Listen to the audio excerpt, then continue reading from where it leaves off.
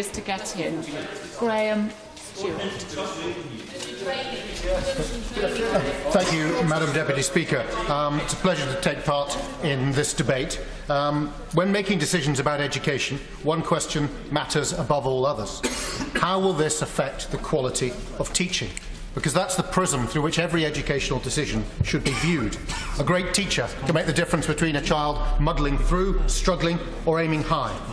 Research by Professor Eric Hanaszek of Stanford University shows that during 1 year with a very effective maths teacher, pupils gain 40% more than they would with a poor performer. Right. The effects of high-quality teaching are especially significant for pupils from disadvantaged backgrounds. Hanaszek found that over a school year, these pupils gain 1.5 years' worth of learning with very effective teachers, compared with just half a year of learning with poorly performing. Prism through which we should look at this. And we should also look, before we make decisions in education, another way of looking at it is to make sure we follow the evidence. And I would put it to the honourable gentleman who spoke for Her Majesty's opposition to say, what assessment has he made? I asked him, what assessment has he made of the quality of teachers without QTS in the classrooms? Because he could shake his head when the Secretary of State was speaking. Inevitably, and we've heard these people come forward, inevitably, people will be sacked from the classroom. Inevitably, he's shaking his head now, denying an obvious truth. They will be sacked from the classroom if that policy is implemented.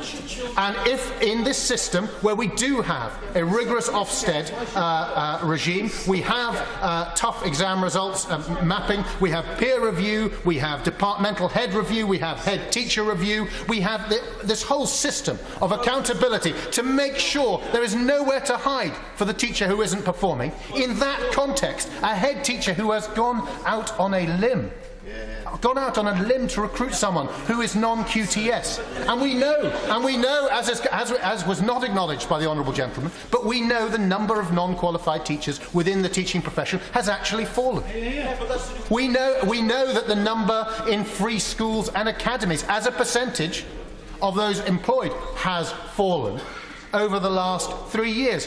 In this system of accountability, we therefore have a smaller number of teachers who have been through the threshing machine of that accountability system to make sure, as a head teacher, if you are to have such a person working for you, you will need to be sure when the inspector comes that you can point to exceptional performance. And the honourable gentleman who barracked and heckled without interruption the Secretary of State through his speech is attempting to do the same to me. But I put it to him that these teachers, who are necessarily strong and effective, will be fired by his party's policy. That is the central point. I'll give way to my honourable friend. It's such a good speech. He needs to go on for longer. Just isn't the point that the call should be made about which teachers should be employed? The call should be made not. We shouldn't listen to the choices, the whims of the honourable gentleman speaking to the opposition, but we should speak to the head teachers who hire and fire. They are in the best position to know who are best for their school. Absolutely right. Well, I agree with my honourable friend, and I fear, the Shadow Secretary of State has come into post exactly the same time that his party has gone through a certain lurch to the left, and perhaps this is a policy that he's inherited. As someone who himself has taught as a non-QTS person in school, someone who, as a pupil, benefited from non-QTS teachers in schools, who has himself in the last few days suggested he may send his children to schools which have non-QTS inspiring teachers in place, I put it to the honourable gentleman that his heart isn't really in it, but I'm happy to give way. There is a world of difference between an external speaker coming into a school explaining about history or politics or geography and someone in charge of the learning outcomes of an entire class. I would have thought the Education Select Committee Chair would know that. The honourable gentleman wouldn't answer questions about the teacher who wasn't there, just a visiting lecturer, who taught him, who inspired him.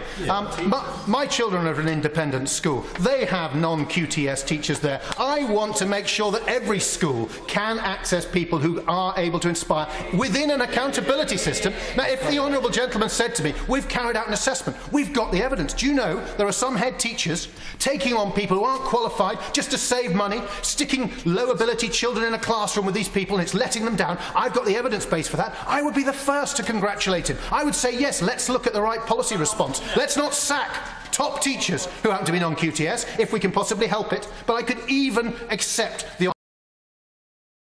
argument if he could show me on any kind of evidence base that he'd identified a widespread number of teachers who are non-QTS who are letting down our kids. There is, I put it to the honourable gentleman who has been in his post only a matter of days, there is no such evidence base. The evidence base, on the contrary, is that teachers with non-QTS who are in our state schools, in some of the toughest neighbourhoods, are inspirational. There are people who've left the independent sector, where he went himself, I went, and my children go, who have gone in order to try and make a contribution in state schools in challenging circumstances. Those people, if they will not put themselves through the many hours required to pass QTS, will be sacked and fired. And it is absolutely wrong. He should not deny the consequence of his own policy. It will lead to the removal from state school classrooms of outstanding teachers, and will almost certainly see them turning up in independent schools to provide it where they're needed least rather than where they're needed most. That is the central flaw in the honourable gentleman's argument. I think it's one that he can see. It's early days in his position, but I should suggest to him he's inherited, in this case, a dreadful policy which is entirely against what he believes in and I believe in, which is that we should be transforming education for everyone in this country, and most of all, transforming education for those from the poorer homes who too often have been left behind. Order. I wondered a moment